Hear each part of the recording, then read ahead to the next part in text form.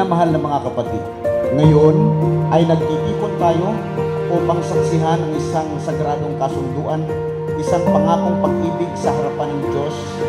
Ang kasal ay hindi lamang isang pagsasama ng dalawang tao, kundi isang tipan na may basbas na mula sa Diyos.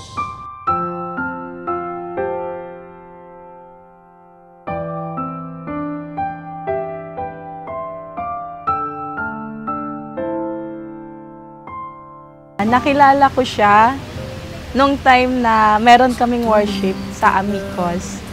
Tumugtog siya ng violin. Kaya doon ako na love at first sight. Kasi first time ko rin makakita ng nagva-violin. Tsaka ang seryoso kasi niya nung time na yun. Kaya ayun. Sa aking paghakilap ng aking mga pangarap. Sobrang hiya ako nun, parang siya na yung nag-amin sa akin eh. Parang yung, hindi ko kasi sure kung may ano rin sa akin yung tao eh. Tapos nung nalaman ko na gano'n, tumaas yung confidence ko, doon ako nag-search. Siyempre mararamdaman mo naman, di ba, na may gusto. Kasi nagdadala siya ng food, nag-e-effort siya. Madalas siyang nandoon sa amin, sa boarding house. Nabanggit na rin ng mga kasamahan namin sa boarding house na may gusto nga. Pero dahil siguro hindi niya talaga na mag-express ng feelings niya. Kaya inunahan ko na. Sige, tayo na lang. Sagot sa aking tanong, ikaw kalmado ko. Nung sinagot niya ako, sobrang saya ko nun. Parang punta lang kami nun sa yun sa Bakers. Usap-usap lang, tapos tinanong ko siya. Hindi lang masyadong halata. Hindi kagaya ngayon na in-express ko na yung sarili. Aking sigurado.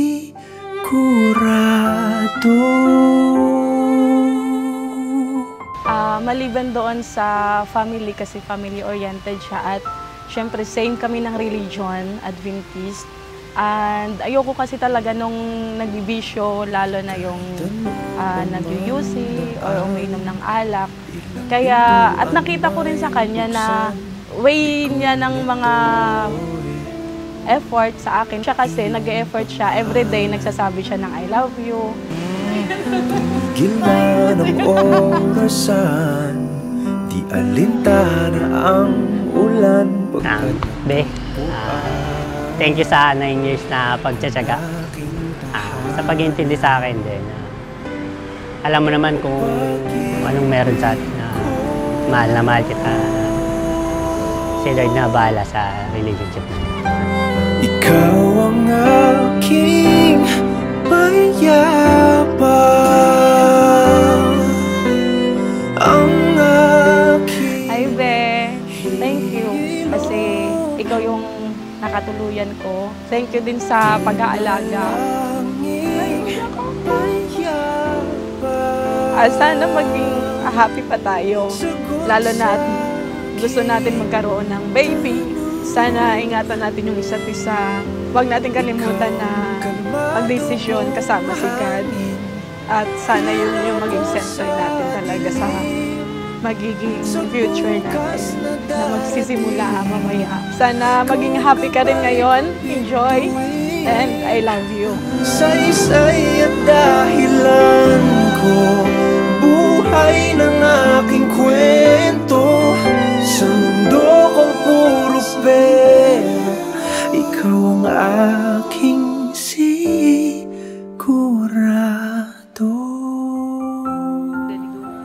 Hi, Be! See you later!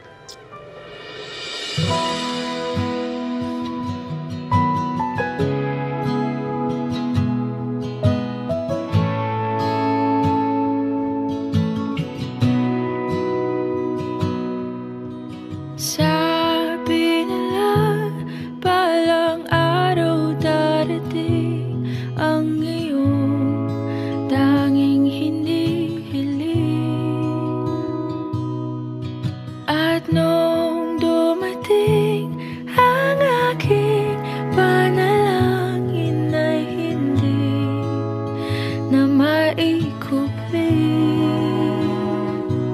Ang pag-asang nahanap ko sa iyong mga mata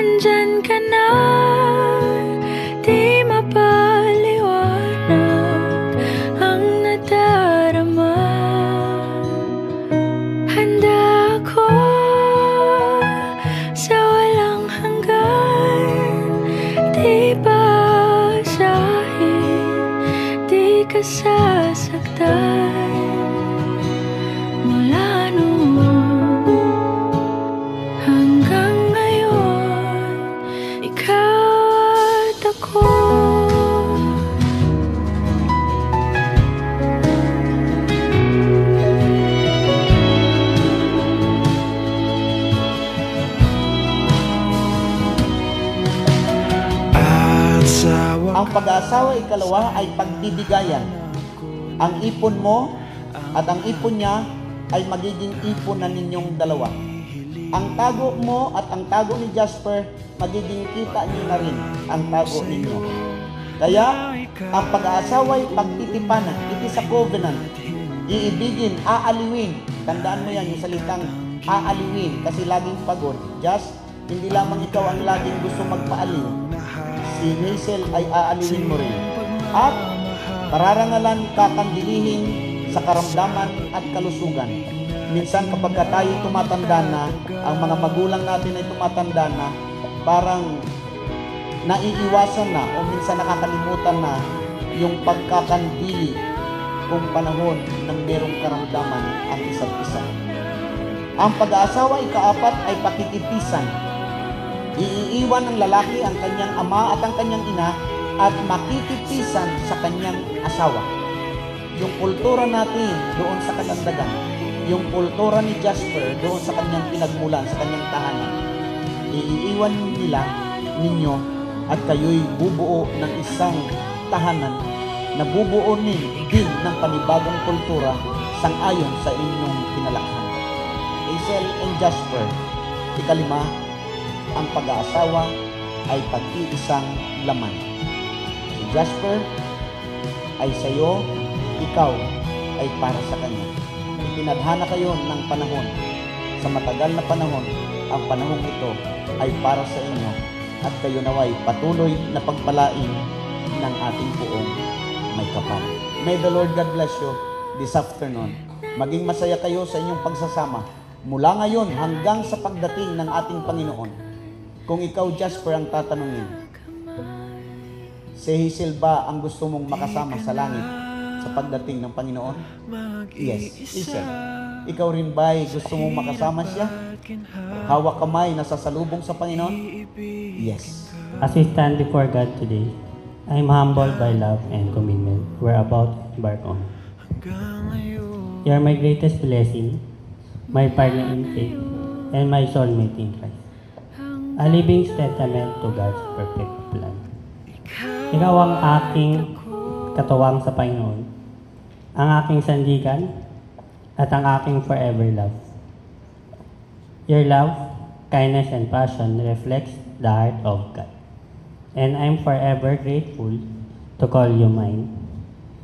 As we begin this journey today, I promise to love you the same unconditional love that Christ has for us. Pangako kong mamahalin kita ng buong puso, susuportahan kita sa lahat ng pagkakataon, at magiging tapat at ako sa iyo gaya ng pagmamahal ng Diyos sa atin. I vow to be your rock, your confidant, and your safe haven in Christ. Together, let's build a life that rooted in faith, hope, and love. A life that honors God and celebrates the beauty of our union. Let's seek God's guidance, wisdom, and strength as we navigate life's challenges, and trust His perfect plan for us. Pangako kong magdarasal tayo ng magkasama, mag-aaral ng salita ng Diyos, at magtitiwala sa Kanyang plano para sa ating dala. Forever, always, my love, Be. I'll cherish, honor, and adore you, just as Christ cherishes and loves His church. Mahal, Be. Kita sa Panginoon at ipagpapasalamat kita sa Diyos magpakailanman. You are my forever gift from above. Amen. After 9 years, narito na po tayo. 9 years po tayong magkasintahan. At bagamat mahaba ang panahong ito, narating din natin ang araw na pinakahihintay. Salamat dahil pinagkaloob ka ng may kapal. Salamat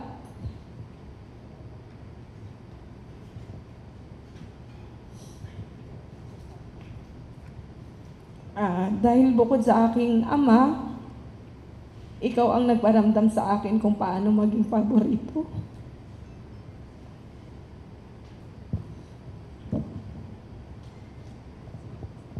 Salamat dahil dumating ka sa buhay ko noong panahong kailangan ko ng karamay.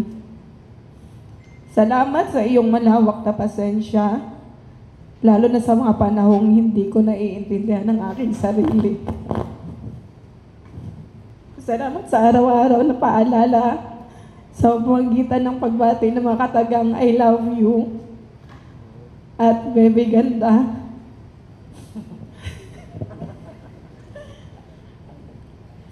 Ang iyong araw-araw na paghatid at pagsunto ay isang tunay na patunay ng ating wagas na pagmamahalan. At ngayon, sa harap ng may kapal at ating pinakamamahal na mga pamilya, kaibigan, ako ay nangangako na ikaw ang pipiliin ko sa bawat araw. Ikaw ang magiging lugar na magiging masaya at bubuo ng pamilya. Salamat. I love you. By the power and virtue vested upon me by the Republic of the Philippines and with the registry number 2024 2 and 3J7XB4-2026. I now pronounce you as husband and wife.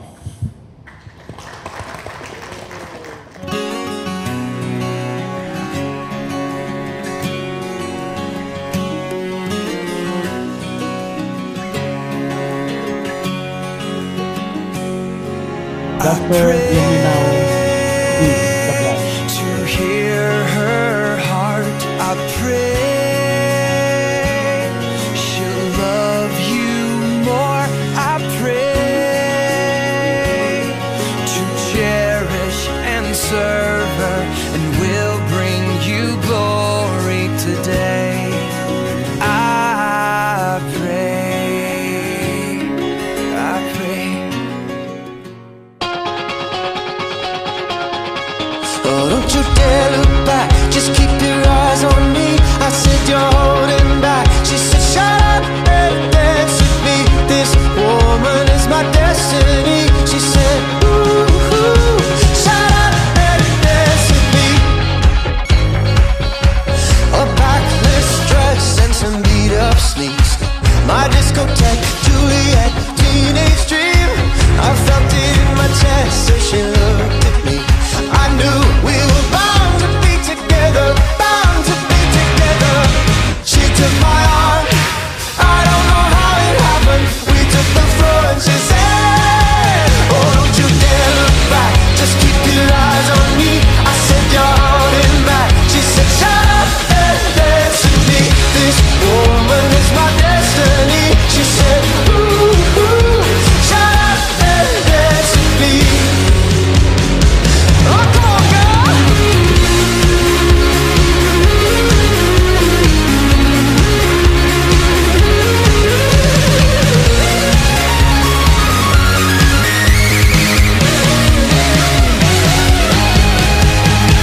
Deep in her eyes, I think I see the future. I realize this is my last chance. She took my arm. Salamat, Hazel. At ikaw ay isa sa aming anak at ikaw ay aming aalagaan sa aming kabalae. Huwag kayo mag-alala dahil si Hazel ay mamahalin namin bilang isang anak, aalagaan at iingatan. Jasper, mamahaling mabuti si Chris. Alam ko namang nagmamahalan kayong mabuti, pero sana ay hindi matatapos yon hanggang kayo ay tumanda. Nakita mo ninyo ang aming samahan ng iyong papa na sana ay higit pa doon ang inyong maging kaligayahan sa buhay. Nagpasalamat gid ko nga amo na ang iya gibuhat. Ang siling ko, wala ko'y problema nga mapunta ka sa pamilya nila ni Jazz. Ay wala ko'y kusbaga tanggap na tanggap siya bilang anak. Nagpasalamat ko dako nga amo nang amo na iya naabot. Og salamat sa tanan. Pagmayong gabi. Chris, thank you for choosing May 22 as your wedding day. Alam nyo, yung date na to ay very significant. Alam nyo kung bakit? Kami pong dalawa ay kinasal ng May 22. Kaya, welcome to our club. May 22 kami kinasal. Hindi ko na sasabihin kung ilang panahon. Okay, so ngayon po, I would like to welcome Chris sa aming family. Matagal na po namin siyang welcome, matagal na namin siyang in-adopt na aming anak. Kaya maraming salamat sa lahat ng dumato at sa lahat ng umattend sa kasalan ito. Thank you po sa inyo. Jasper, you've got to be, committed to what you have promised to Chris. Pagluluto man yan, pamalansa, or ano man yung pinangako mo sa kanya, kahit pa after 30 years, still you must be committed for what you have promised to your wife. Amen? Yun ang mapapayo ko lang sa iyo, anak. Marriage is a lifetime. And it takes a lot of commitment, prayer, friendship, to make that marriage last for a lifetime. I pray na ang inyong pagsasama ay pagpalain ng ating mahal na Panginoon. God bless you both. Pag tayo ay laging nakakasangguni sa Panginoon, the more you give, the more you receive. So, parang ko lang yan, it's just like a magic penny. If you hold it, wala kang matatanggap. So, ganun din yung paglalove niyo sa dalawa. So, share it, no? I-express niyo yung inyong love para sa kanya, sa inyong dalawa, huwag sa iba. Para sa inyo dalawa, ikakasaya ko kung anong ikakasaya nyo. Sana magmahalan kayo habang buhay. At tatandaan nyo, hindi lang pwede yung isa ang kakapit sa isa. Dapat kayong dalawa, huwag kayong mag-iwanan habang buhay. Mahal na mahal ko kayong dalawa. Nagkahiwa-hiwalay na rin kami dahil sa trabaho. Pero sobrang laking honor na maaalala ni Kuya Jas yung aming mga pinagsamahan dati nila ni Ate Chris. At akala ko regular guest lang or abay. Pero yun pala, tinanong nila ako. Tinanong ako ni Kuya Jas, will you be my best man? So, first time ko mag-best man, sobrang memorable to para sa akin. Okay, so sa pagpapatuloy, itaas po natin yung ating mga wine glass. Everybody, let's cheers! Cheers! Cheers for a happy and healthy marriage life for our newlyweds. Yes, the couple. I've been waiting for the tides to change, for the waves to send you my way. I see you, darling, but you pixelate. It gets hard to take these days, but we'll hold the line. I won't let go, 'cause I'll be there when you can finally make it home. And I don't mind, 'cause we both know that we'll be fine when you can finally make it home. Because when I'm in a room with you, that missing piece is found. You know when you're by my side, darling, nothing can break us down. I remember happy wasted days, summer's golden haze in our eyes, lifting you above the breaking waves, memories floating back to my mind. You said, hold the line, I won't let go, 'cause I'll be there. Thank you po at nagstay po kayo ngayong gabi para po i-celebrate or samahan po kaming i-celebrate po ang aming wedding day. Thank you po sa parents po namin.